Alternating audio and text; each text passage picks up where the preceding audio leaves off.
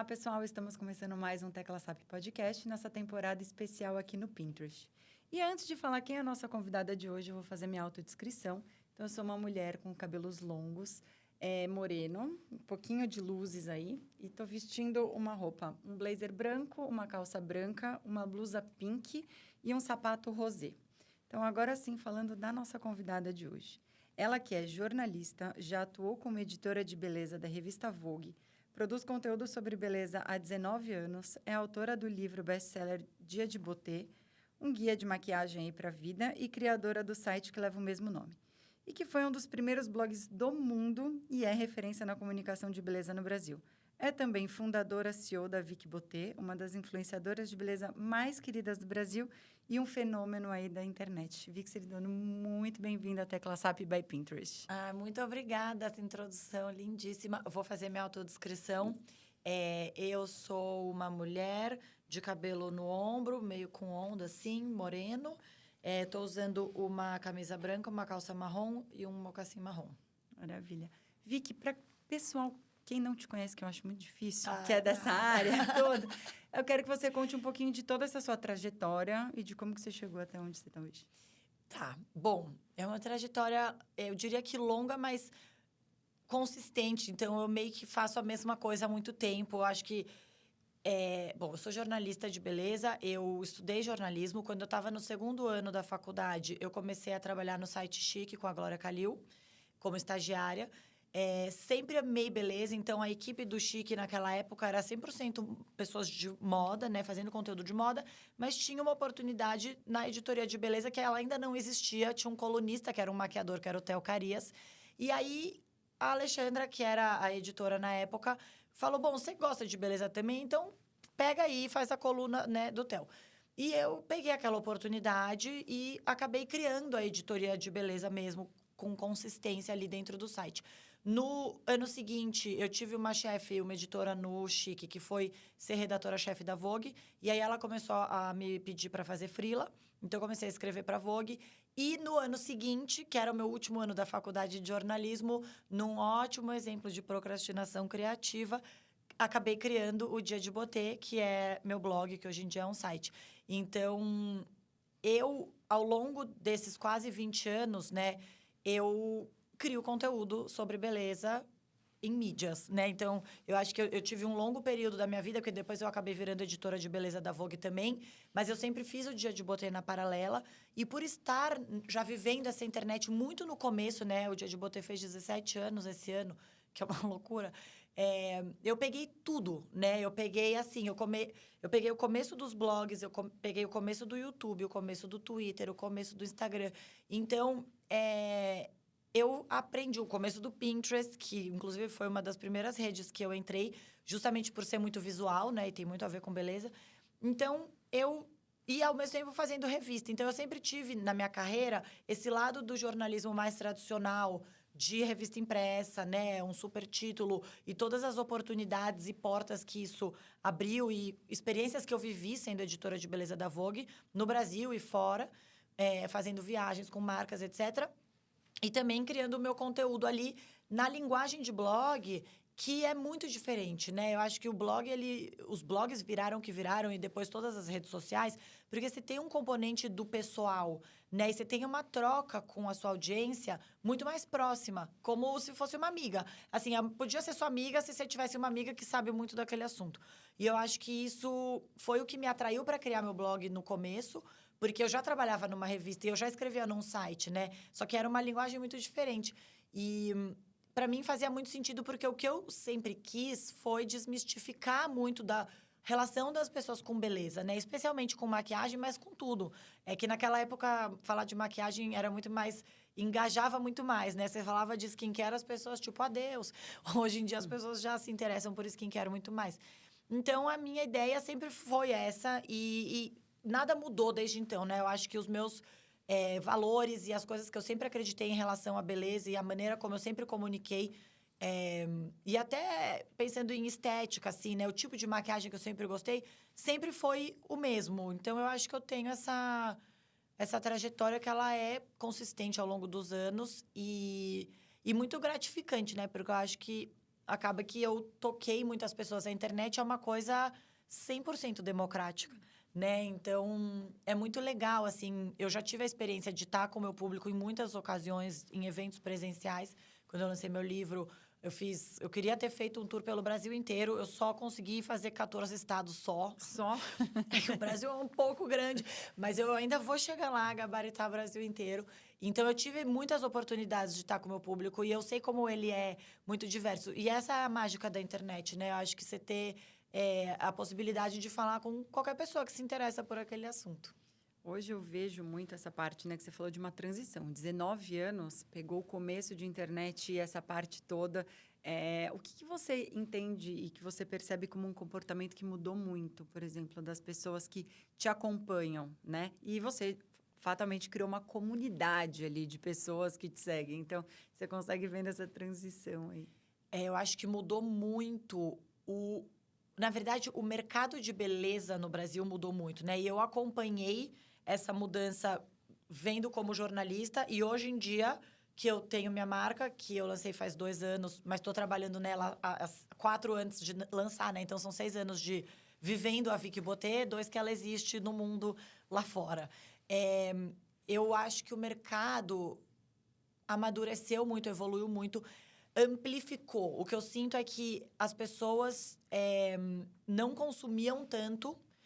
O Brasil, ele sempre foi um mercado de beleza gigantesco, mas ele sempre foi gigantesco pensando em desodorante, em sabonete, em shampoo, produtos mais de uso diário, porque o brasileiro tem um comportamento em relação à beleza muito louco. Eu sei que tem uma Higiene, pergunta... né? Vamos dizer assim. Tem uma pergunta sobre isso, então eu vou esperar para falar na hora certa. Mas eu acho que a gente não tinha nem tanto conteúdo sobre beleza disponível, né? Quando eu comecei a falar de internet, de beleza na internet, tinha muito pouca gente falando. Hoje em dia, você vai olhar em todas as redes, né? Explodiu. Beleza tá em todo lugar. Assim, eu acho que a beleza realmente, de fato, hoje em dia, ela virou quase um fenômeno cultural, né? Eu acho, assim. Beleza, maquiagem, skincare, bem-estar, né? A coisa do autocuidado. Então, isso é uma coisa que está muito mais disseminada hoje como comportamento, assim, do consumidor e do mercado. E eu acho que a quantidade de marcas que a gente tem hoje e aonde elas estão. Porque antes era muito difícil, assim, Eu lembro de quando eu fui pela primeira vez para Nova York, a primeira vez que eu fui para Londres, eu lembro de olhar e falar, gente, você tropeça em produto de beleza aqui. Sabe, você não precisa ir atrás, né? A gente tinha, naquela época, quando eu comecei, né? Sei lá, 19, 18 anos atrás. A gente tinha, no Brasil, uma dinâmica que era muito forte de perfumarias. Você tinha as franquias de loja própria. Você tinha as revendedoras. Fora isso, a gente nunca teve uma loja de departamento onde você entrava e tinha vários counters de marcas. A Sephora abriu aqui há 13, 14 anos. Menos até, acho. Enfim. Então, as farmácias não vendiam produto... Eu lembro de dar essa matéria na Vogue, sei lá, quantos, 13, 14 anos atrás, sobre o começo da mudança do perfil das farmácias que começaram a enxergar que elas podiam ser lugares para também vender produtos de beleza. Então, essa é uma mudança que, ao mesmo tempo, ela é muito recente, mas ela foi muito rápida. Então, quando eu olho, assim, o mercado antigamente e olho hoje, eu acho que é muito mais rico, você tem muito mais opções e possibilidades, que eu acho que é uma coisa extremamente positiva para o consumidor e também acho que vai se elevando, né? O nível do que o consumidor está mais exigente e as marcas também querem sempre oferecer coisas melhores. Então, eu acho que é super positivo como evolução. Muito bacana. E eu vejo realmente que é uma evolução, inclusive, do produto, né? Da qualidade dos produtos, principalmente nacionais. Então, tem esse boom. Existe agora uma questão de acessibilidade maior, ele é mais acessível, né? Financeiramente falando, acabou democratizando um pouco mais, colocando em farmácia e tudo, mas a qualidade também melhorou e tem muitos que, se não equiparam, até superiores, né, nos produtos nacionais. Então, eu acho que isso é um ganho enorme que o Brasil teve nesses últimos anos, quando a gente consegue comparar com produtos importados que custam muito menos, é mais acessível nessa parte. Com certeza. E eu acho que isso é uma evolução tanto né, de marcas que forçaram muito, né? Acho que a Bruna Tavares, ela é sempre a pessoa citada por qualquer pessoa que vai falar isso que eu estou falando agora, porque a Bruna está há 10 anos fazendo a marca dela e ela inovou e ela conseguiu fazer coisas que, assim, para democratizar e mostrar que a gente pode fazer bons produtos. A gente sempre teve bons produtos, sempre tem ótimos produtos. Avon, Natura, Boticário. Mas eles viviam num nicho, né? De certa forma, óbvio que não são marcas nichadas, são marcas enormes. Mas era uma coisa que você não estava na conversa de todo mundo, né? Você não estava ali na internet. Era uma coisa mais no boca a boca, na revendedora. Você vai na loja. Então, eu acho que o mercado brasileiro mudou muito e é uma mudança muito multifatorial.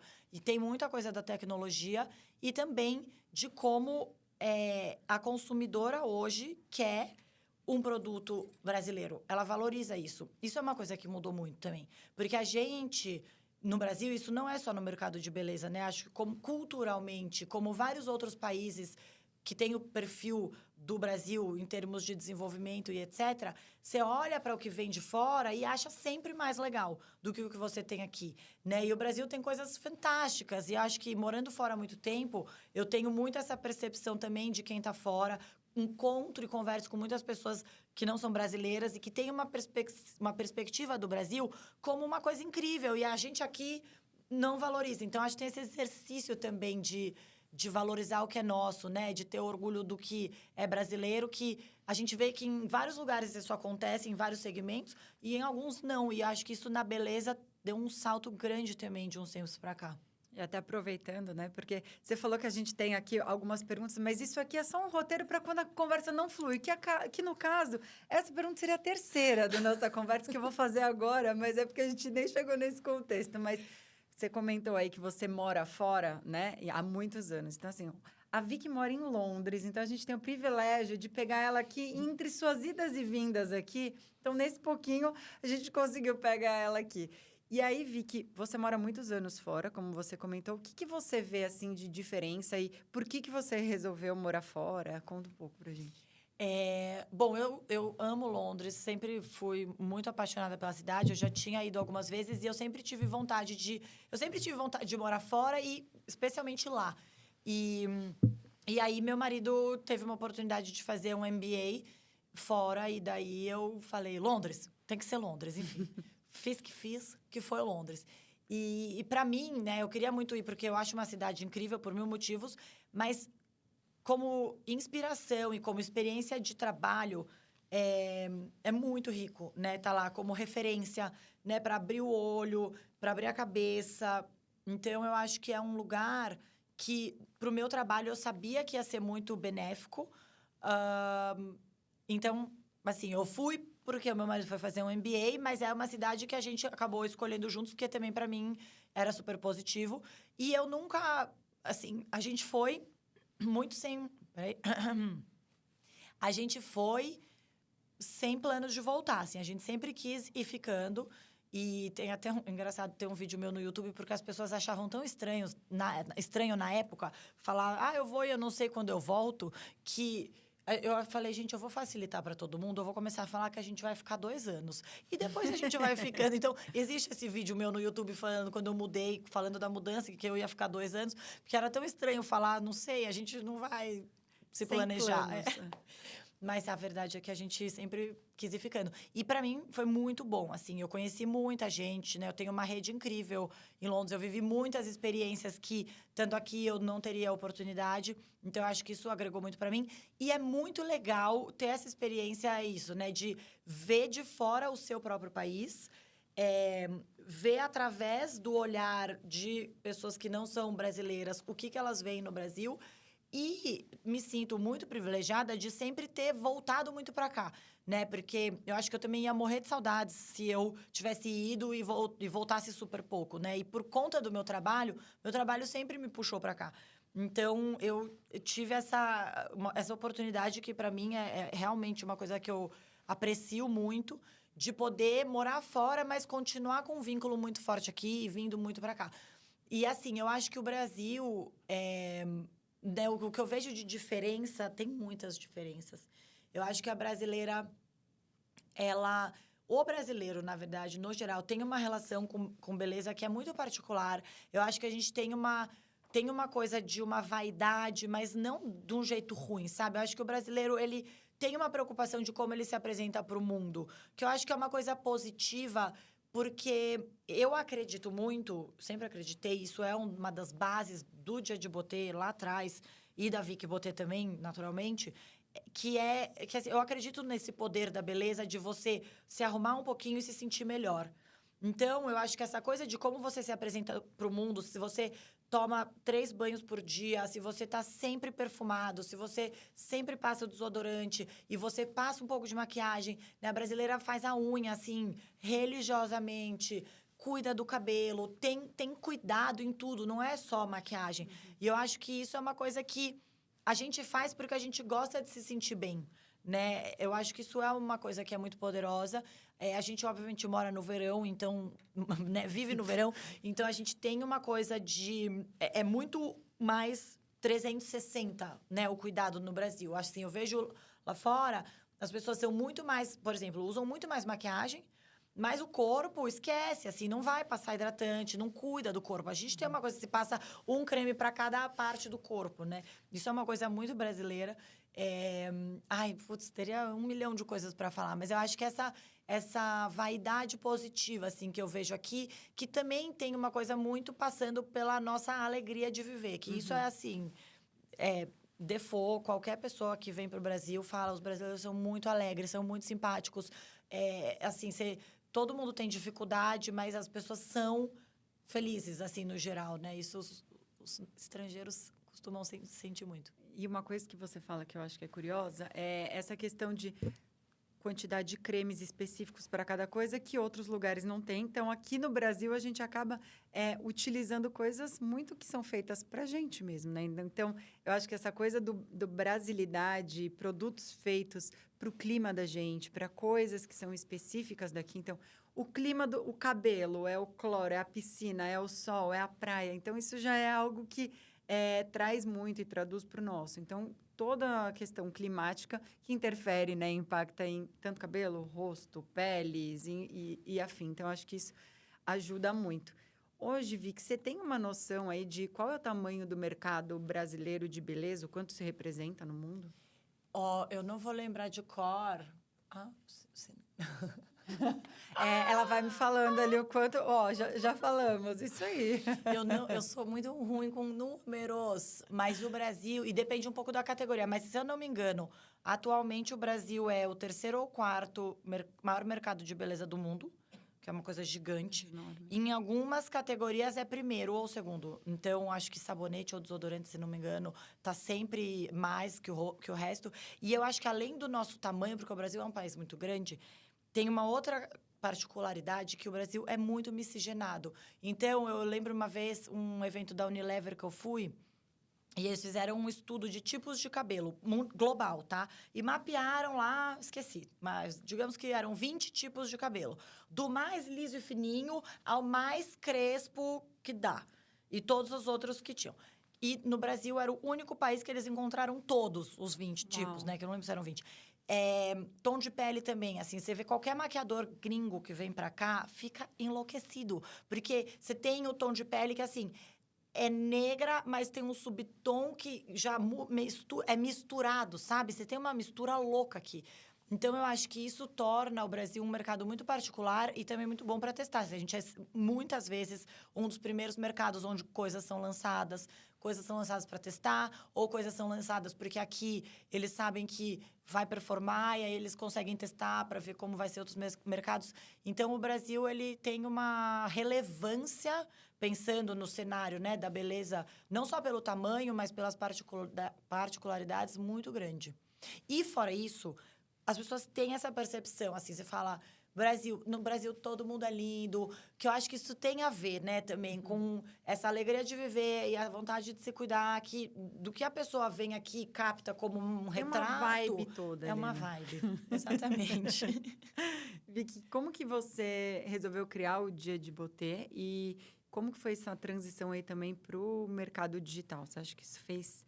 já era um caminho natural? Então, para mim foi muito, porque eu, na verdade, assim, eu comecei minha carreira estagiando já num site, né?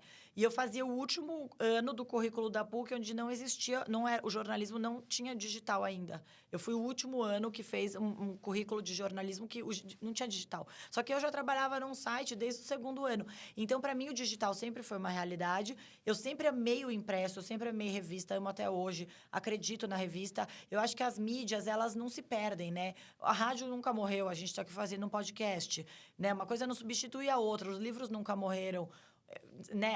As coisas, elas continuam existindo e o que muda é como você vai fazer o conteúdo para cada uma dessas mídias. Então, para mim, o Dia de Botê foi uma coisa muito natural, porque eu gostava muito dessa linguagem do blog, que eu acho que aproxima muito com as pessoas.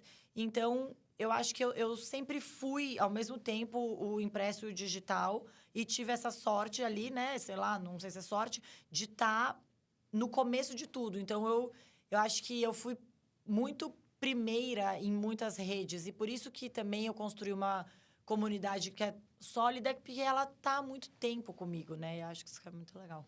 E, além disso, acho que inserida em ambientes que favoreceram isso também, né? Dentro de toda a sua trajetória aí. Muito bom. O que as pessoas encontram no seu blog? Que agora é um site. Que agora é um site. Então, o Dia de Botê, hoje em dia, ele é um portal de beleza, bem-estar e todos os assuntos relacionados a isso. Então, a gente sempre vai, né, ter conteúdo de maquiagem. Eu, hoje em dia, tô mais ocupada com a marca, né? Então, é muito trabalho envolvido, né? Pra você lançar uma marca, criar uma marca, desenvolvimento de produto. Então, é um dia a dia que é super intenso. Então, hoje em dia, por exemplo, eu já não consigo mais fazer tutorial no YouTube toda semana. Eu já não consigo escrever tanto como eu já escrevi antes. Mas a gente tem de conteúdo no site, o que eu considero que é a melhor fase do Dia de Botê. Eu adoro, assim, eu nunca conseguiria fazer o que a gente faz hoje quando eu comecei, quando era só eu. Eu acho que a gente tem uma variedade de conteúdos maior e muito relevante. Então, a gente fala não só de maquiagem, cabelo, penteado, tintura, unha, skincare, essas coisas que eu sempre falei. Fala também de menopausa, por exemplo, ou muitas pautas de bem-estar. Então, assim, sound healing, meditação, respiração. Assim, respiração, por exemplo, eu acho que é um assunto incrível, porque respirar é grátis e natural e resolve muita coisa e a gente esquece. Então, acho que a gente tem hoje em dia uma coisa de buscar fora soluções para coisas que muitas vezes você conseguiria resolver de dentro para fora, né? Não de fora para dentro. Então, a gente tem buscado trazer esse tipo de assunto no Dia de Botê. E acho que análises, assim, de movimentos de mercado, lançamentos, acho que é muito completo hoje em dia. A gente tem pessoas muito legais escrevendo, a gente tem algumas colunas, a gente tem reportagens mais densas. De certa forma, é como se o que eu fazia na época, eu fazia na Vogue, a parte mais de reportagem, de fazer entrevistar 4 fontes, escrever, sabe, uma matéria mais densa de jornalismo investigativo, digamos. E no Dia de Botê, eram coisas que mais passavam pela minha experiência pessoal. Hoje em dia, a gente traz esse conteúdo que... A gente tem várias matérias no Dia de Botê que eu falo, isso aqui poderia tranquilamente estar na Vogue, hoje em dia, né? Que são esse perfil, sabe? É mais de reportar mesmo, de entrevistar fonte, de trazer comparações, enfim, vai um pouco além, assim. Você, quando decidiu criar um livro, lançar um livro, virou um best-seller. Então, assim, faz quanto tempo que você lançou? 9 anos tem meu livro. Eu acho que, assim, todo jornalista tem esse sonho de lançar um livro. Porque o livro é uma coisa muito mais perene, né? Do que o que a gente faz no dia a dia do jornalismo. Então, mesmo eu fazia uma revista mensal, ela já é bem mais perene do que o jornal. Mas, ainda assim, todo mês você tá ali mudando. E a internet também é uma coisa que, tudo bem, tá tudo lá, Mas é uma coisa muito agora, agora, agora, agora. O livro tem esse componente, né, de ser uma coisa... E ele é... Eu queria fazer um... Então, assim, eu sempre quis fazer um livro. Eu gostaria muito de ter feito um livro, um guia de maquiagem. Então, quando apareceu a oportunidade, foi o que eu fiz. E quis fazer um livro que também tivesse uma coisa de ser um objeto. Então, ele tem a capa dura, ele tem muitas imagens bonitas. Eu queria que ele fosse um pouco... Sabe quando você pega um livro de receita lindo? Que mesmo que você não vá cozinhar seguindo a receita, você fica vendo e daí você fica com vontade de cozinhar, mesmo que você faça da sua cabeça. Eu queria mais ou menos essa dinâmica com um livro de maquiagem. Então, mesmo os tutoriais, não é uma ciência exata que eu estou propondo ali. E tem pensamentos sobre maquiagem. Então, é um livro que tem conceitos básicos, tem ali um conteúdo útil, mas ele também tem essa coisa de inspirar, que para mim era muito importante. E eu acho que isso conecta muito com o meu amor pelo Pinterest, porque sempre foi uma rede social muito importante para mim, pessoalmente. Assim, quando eu quero ver uma inspiração, é no Pinterest que eu vou, invariavelmente, de beleza, de decoração, de moda, qualquer coisa.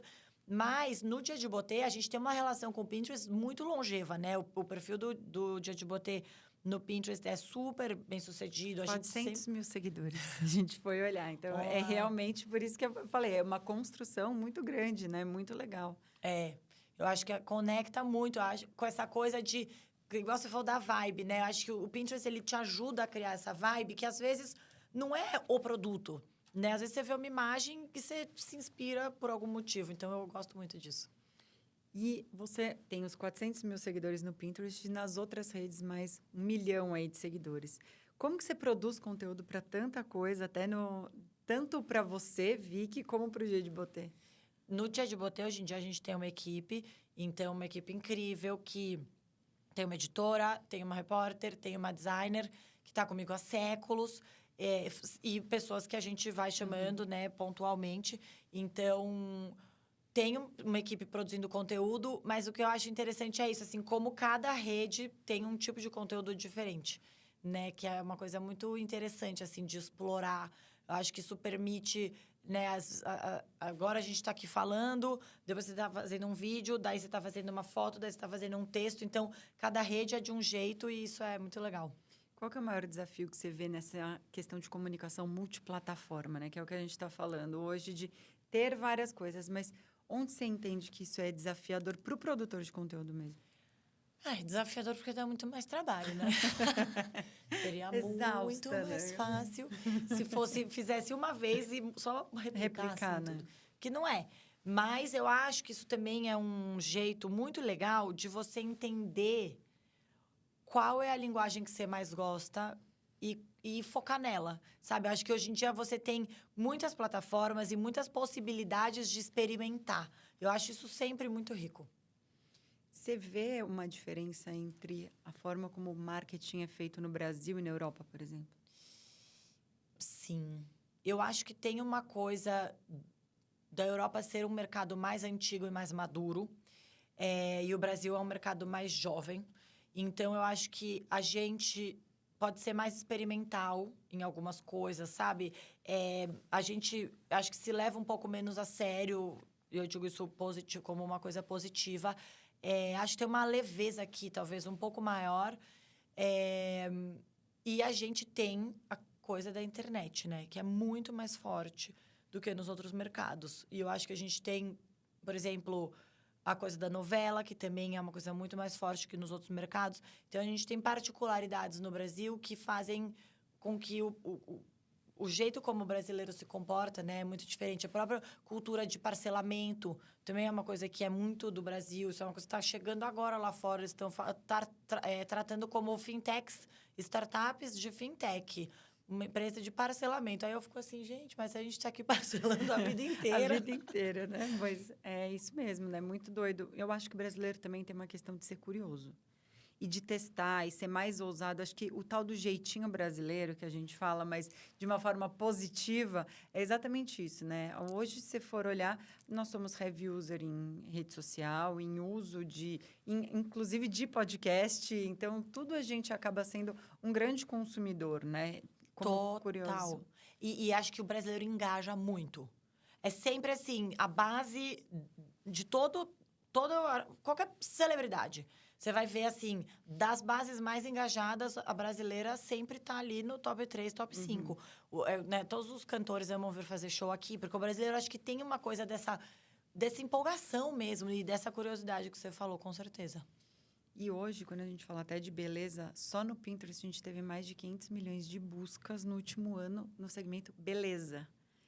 E aí eu vejo muito que é essa questão de como esse comportamento faz sentido e é congruente com o que você fala, né? Do brasileiro ter essa curiosidade, ter essa coisa de querer testar, né?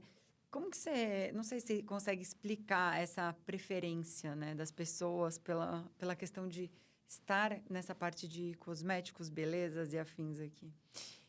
Eu acho que é muito multifatorial, com certeza.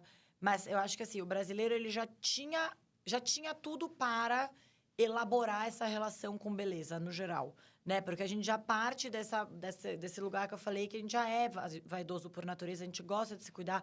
Então, acho que isso você já está num lugar mais avançado para elaborar depois nas outras coisas. Eu acho que a pandemia, com certeza, foi um divisor de águas para isso, assim, pensando em beleza, cuidado, skincare, a coisa de você parar, cuidar de você um pouquinho no dia, isso mudou muito. Fenômenos que acontecem na internet e também na vida real. Então, eu acho que tem uma coisa também da brasileira muito de o que está usando, né? Esse boca a boca ali, da dica da amiga, que também funciona muito aqui. As brasileiras conversam mais sobre essas coisas, sabe? Eu vejo isso muito, assim, lá fora. Não é tão comum as pessoas ficarem trocando 1000 figurinhas sobre beleza, tipo, qual cabeleireiro você vai, qual maquiador você vai, qual é o seu dermatologista. A gente tem aqui a parte de dermatologia fortíssima, o Brasil super referência no mundo na dermatologia, tanto do nível dos profissionais, quanto das tecnologias e o que a gente faz aqui. Então, eu acho que isso é uma conversa que é sempre muito presente no Brasil. E hoje, quando a gente fala disso, eu acho que é em todas as comunicações com qualquer público, né? Mas quando a gente fala, por exemplo, de geração Z no Pinterest, né? A gente tem muito, a maioria das pessoas são da geração Z que estão por aqui. E aí, qual que você acha que é o maior desafio de se comunicar com esse público? Você que é uma influencer heavy user e tem uma comunidade grande aqui no Pinterest. Eu acho que é sempre assim, sempre vai ter particularidades de cada geração. E aí vem a geração nova com suas particularidades. E eu acho que, no fim das contas, sempre vai ter, né, cada vez mais conteúdos sendo feitos. E acho que o maior desafio, no fim das contas, é conectar com as pessoas. No fim, tem uma coisa de conexão, né? E o que eu percebo é que quanto mais você seguir a sua personalidade, o seu estilo, você vai conseguir conectar com as pessoas que se identificam com aquilo, talvez mais devagar, mas com mais consistência a longo prazo, né? Então, eu acho que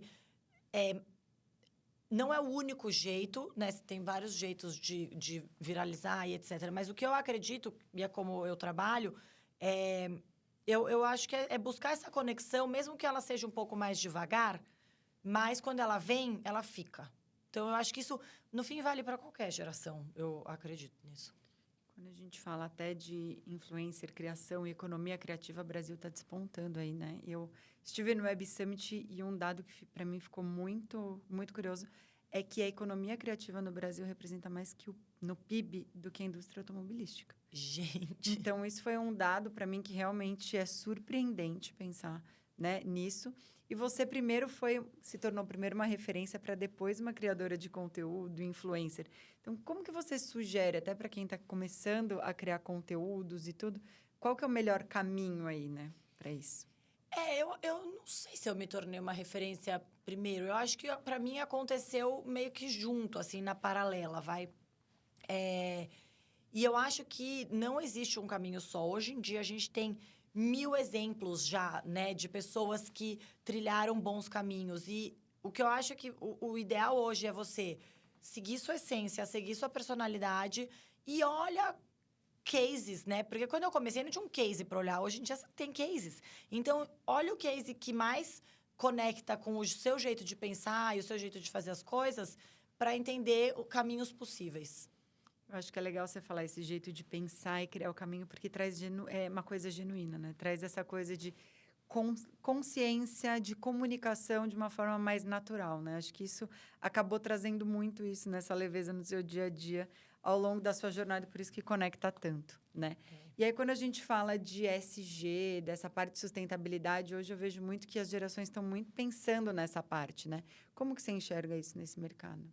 É gigante, com certeza, no mercado de beleza, cosméticos, é um dos temas mais fortes. Eu já trato como um default, assim. Eu acho que qualquer marca que lança hoje em dia, né, uma preocupação com os ingredientes, uma preocupação em ser cruelty-free, todas essas coisas são fundamentais. Acho que ainda tem um pouco de confusão do que é orgânico, o que é vegano, o que significa, né? Se você é vegano é porque é cruelty-free? Não, na verdade não tem a ver. Então, você tem ainda bastante coisa para educar. Eu acho que a gente tem que tomar um pouco de cuidado com esse... fica muito na superfície e vira quase o greenwashing, né? Uhum. Que falam muito sobre isso. Então, acho que tem que ter uma preocupação genuína e o consumidor tem que ser muito educado para saber o que cobrar até, né, das empresas. Além dessa parte ESG que tem vindo muito com tendência e cruelty-free, o que você tem visto de tendência aí para os próximos anos nesse mercado? Olha, eu acho que a gente vai continuar cada vez mais com uma tendência que é muito fragmentada, digamos, né? Acho que hoje em dia é muito pulverizado, vem sendo muito pulverizado, né? Eu lembro de fazer, assim, matéria de recap de tendência de passarelas na Vogue 2 vezes por ano eu fazia.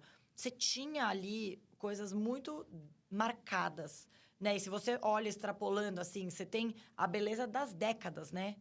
E aí, você chega nos anos 2000, já começa a ter mais opção. Você chega a 2010, já é muito mais múltiplo. Quando se a gente for olhar daqui 6 anos para o que era a beleza dos anos 2020, você vai ter uma variedade muito grande de coisas. Então, eu acho que cada vez mais você tem mais opções e você tem uma capacidade de personalizar e pegar o que para você faz sentido. Então, eu acho que isso é uma grande tendência, sabe? De você, na verdade, não precisar seguir uma tendência só porque ela é uma tendência. Você vai ter várias opções e você vai falar, essa aqui combina comigo, essa aqui eu gosto e essa aqui eu quero experimentar. Mas a coisa de ser todo mundo muito massificado, eu acho que a tendência é isso diminuir cada vez mais. Ou seja, vira mais democrático, né? Com Você faz o que certeza. você quer. Então, existe certo ou errado na maquiagem? Eu sempre falo que não. Eu acho que um grande erro que eu questiono é não experimentar uma coisa que você quer experimentar, porque a maquiagem sai. Então, assim, experimenta. Eu adoro, acho lindo isso, mas em mim não fica bom. Mas a pessoa nunca nem sequer experimentou. Então, acho que experimentar é uma coisa que sempre vai ser um certo. Claro que, assim, vai espalhar base, para aqui, fica com aquela divisão de base. Isso, né, não é certo. Mas também não é que é um errado, é assim, só lembra de espalhar direito. Acho que esse é o melhor jeito para não errar. E como aumentar as chances de dar match aí com a maquiagem? Seja na cor, no tipo, enfim. Eu acho que se conhecer. Então, assim, quanto mais você usar, experimentar coisas, mais você vai entender o tipo de cor que você gosta em você. Tem ferramentas como as análises de coloração pessoal, para quem não tem tanta essa habilidade de fazer sozinha, né? De entender, eu não sei se isso tá bom em mim ou não. Serve como um guia que pode ser muito interessante, mas eu sempre volto para experimentação. Assim, eu acho que quanto mais você experimentar e você se automaquiar é muito rico, porque você vai entendendo o que você gosta, né? Se você tem mais dificuldade de fazer sozinha, fazer um curso, chama um maquiador que você gosta. Quando ele estiver te maquiando, fica olhando para ver o que ele está fazendo. Tenta aprender. Eu acho que só tem vantagens você saber se virar sozinha, sabe? Mesmo que você peça ajuda quando você quiser, mas saber se virar sozinha é muito poderoso. Até pra gente, aquele dia que a gente não tá tão bem, né? Que você falou que a gente muda a vibe com uma make aí poderosa. E, Vicky, até querendo, curiosamente aqui, nesse mercado, como que você tem visto inteligência artificial? Gente, eu falo que eu sou, assim, a pessoa que ainda está vivendo em denial com a inteligência artificial. Eu uso praticamente nada. Assim, ChatGPT, sei lá, eu usei 2 vezes na vida. Eu acho que tem coisas fantásticas. Acho que ainda vai... Nossa, acho que assim, é um grão de areia no deserto, que o deserto ainda vai encher, né? O que a gente tem hoje em dia. E vai ser uma ferramenta incrível. Eu, particularmente, ainda não uso muito. Eu acho que tem coisas que são preocupantes quando a gente pensa em distorção de imagem, né? Eu trabalho com a Dove e eles fizeram uma pesquisa muito impressionante, com dados muito alarmantes e uma super campanha para justamente falar sobre isso, porque a gente está, de certa forma, regredindo num avanço que a gente teve em relação a ter, né, pessoas de todos os tipos para todo mundo se enxergar. Você vai ver a imagem que a inteligência artificial cria, parece que a gente está voltando 10 casas para trás. Então, eu acho que tem que ter muito humano pensando na inteligência artificial para ela andar ao nosso favor, né? Atuar a nosso favor. Até para não ficar aquela coisa, né? Legal você trazer esse ponto das pessoas de verdade, onde as pessoas se reconheçam, traz essa identidade para se reconhecerem, né? Até ter esse senso de pertencimento. E a Dove realmente é um case de muitos anos, né? Dessa questão de aceitação, de corpo. No Festival do Clube, né? Eu fui mediar um painel e a gente estava falando exatamente disso, de questão de Dove, o quanto que ela é aí, né? Dos maiores cases em relação a isso. Eles fizeram esse ano...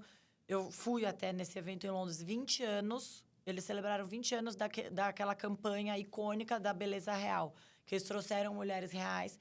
E eles fazem esse trabalho consistente todos esses anos, né? Trabalhando para melhorar essa situação. Então, essa campanha que eles fizeram agora da inteligência artificial foi muito interessante. Eles criaram, na verdade, o código Dove, que na hora que você vai gerar uma imagem, se você pedir para gerar de acordo com o código Dove, vai vir imagens muito mais democráticas e diversas do que se você só pedir para gerar uma imagem. Então, é um trabalho de muita relevância mesmo. Que incrível. Vi que dá para a gente ficar aqui, né, o dia todo batendo papo. Tem tanta coisa bacana. A gente chega no momento aqui no nosso episódio onde eu vou te dar o nosso ícone para você deixar sua mensagem.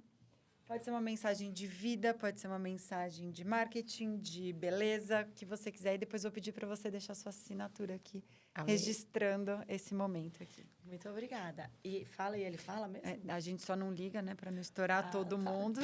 Mas, olha, essa sua câmera de efeito. Deixa eu ver se eu vou falar. Tá.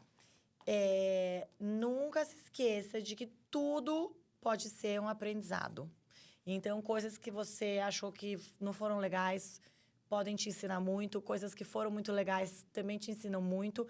E experiências de vida, experiências profissionais, tudo pode ser um aprendizado. E você nunca sabe quando você vai precisar desse aprendizado. Então, aprenda o máximo que você puder. Muito bom. Vou pedir para você assinar agora, para deixar registrada e marcada a sua passagem aqui. Aonde será? Onde você quiser. Tá. Lugar bem especial aí para você. Enquanto a Vicky está assinando aqui o nosso megafone, fala para vocês ativarem os sininhos aí em todos os canais, @teclasap podcast, em todos os lugares. E, Vicky, adorei te ter aqui. Agradeço muito você ter vindo, ter tido esse tempinho para vir aqui nos prestigiar na nossa primeira temporada junto com o Pinterest aqui na Casa Pinterest. E aí, como as pessoas te acham nas redes e da sua marca e tudo mais? Tá. Eu adorei também. Muito obrigada pelo convite. Um prazer estar aqui. Esse cenário lindo. Me acham. O meu Instagram é @VickySeridono. O Dia de Botê é @Dia de Botê. O livro ainda está à venda. Você pode achar, acho que o mais fácil é na Amazon. E a minha marca, Vicky Botê, é @Vicky_Botê. Tem Instagram, a gente vende pelo site. E tem também 2 quiosques no Shopping Iguatemi e no Pátio Higienópolis, os 2 em São Paulo. Maravilha, Vicky. Super obrigada. Obrigada a você, amei. Obrigada. E esse foi mais um A Tecla Sabe Podcast. Toda semana um novo episódio para vocês. Agora na Casa Pinterest, nessa temporada especial. Para nos seguir aí nas outras redes, como eu falei, @teclasap podcast. Se quiser conhecer um pouquinho mais do meu trabalho, no @carufernandes. E da nossa agência, @comunicação cubo. E também um livro, eu vou deixar o QR Code em algum lugar aqui também, para quem quiser, o livro A Tecla SAP do Marquetês, que está à venda aí em várias livrarias, inclusive no aeroporto, mas eu já deixo aqui o QR Code para vocês para facilitar. E também agradecer a Europa Purificadores aqui, por ser uma parceira nossa aqui. Obrigada, até a próxima.